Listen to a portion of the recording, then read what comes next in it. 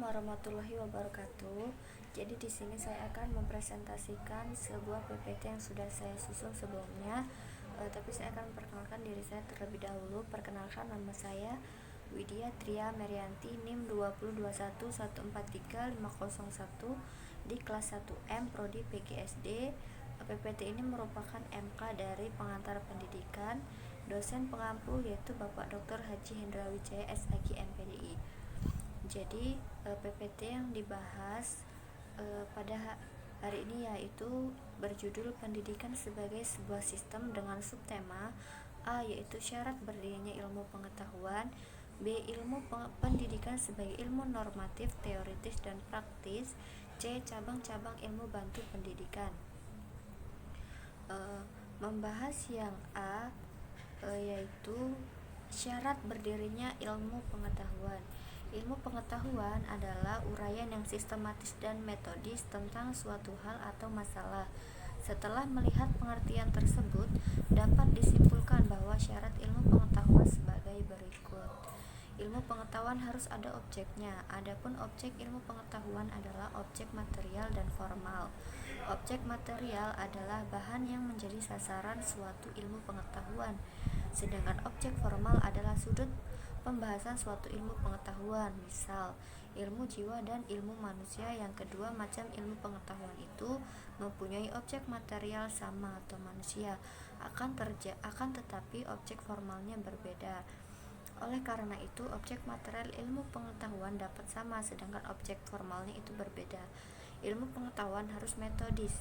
Ilmu pengetahuan dalam mengadakan pembahasan serta penyelidikan untuk suatu ilmu pengetahuan harus menggunakan metode yang ilmiah.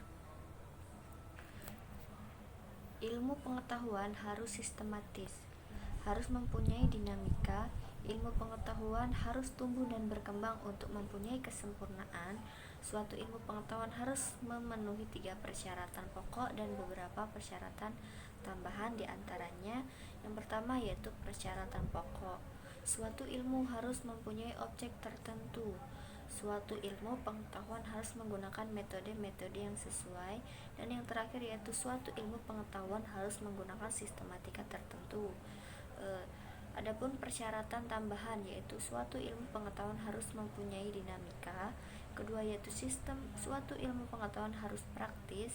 Suatu ilmu pengetahuan harus diabadikan untuk kesejahteraan umat manusia.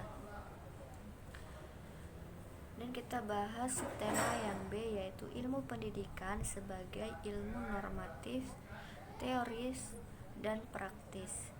1. Ilmu pendidikan sebagai ilmu normatif. Sebagai ilmu pengetahuan normatif, ilmu pendidikan merumuskan kaidah atau pedoman atau ukuran tingkah laku manusia. Sesuatu yang normatif berarti berbicara masalah baik atau buruk dan perilaku manusia.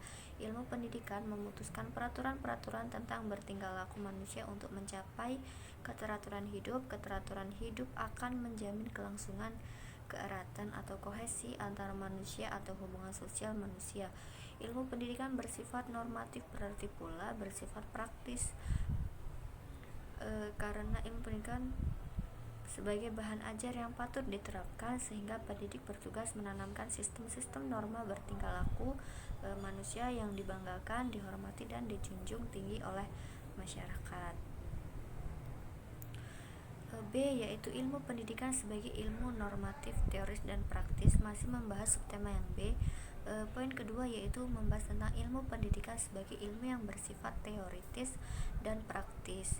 Ilmu pendidikan bersifat teoritis dan praktis karena berkaitan dengan strategi tindakan mendidik atau praktek mendidik. Dalam ilmu mendidik teoritis, para cerdik pandai mengatur dan mensistemkan di dalam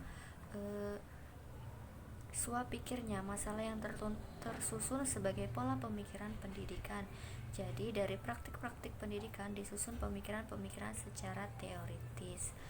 Pemikiran-pemikiran teoritis inilah yang disusun dalam sistem pendidikan yang biasa disebut ilmu mendidik teoritis, bantuan dan memperkaya ilmu mendidik sistematis.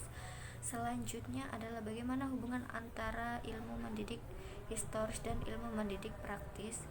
Seorang maha guru ilmu mendidik C.M. Guning berkata, teori tanpa praktek adalah baik pada pikiran cerdik cendekiawan dan praktek tanpa teori hanya terdapat pada orang gila dan penjahat-penjahat. Namun alangkah lebih sempurnanya ilmu pendidikan itu dilakukan dengan cara teori dan praktek secara langsung. C. Yaitu cabang-cabang ilmu bantu pendidikan. Menurut Langeveld 1952 mengklasifikasikan cabang ilmu.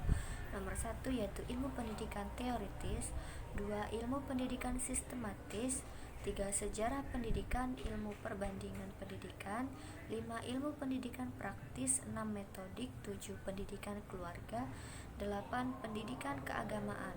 Ilmu bantu yang diperlukan dalam ilmu pendidikan antara lain yaitu ilmu-ilmu biologi, misalnya embriologi, anatomi, fisiologi, dan lain sebagainya.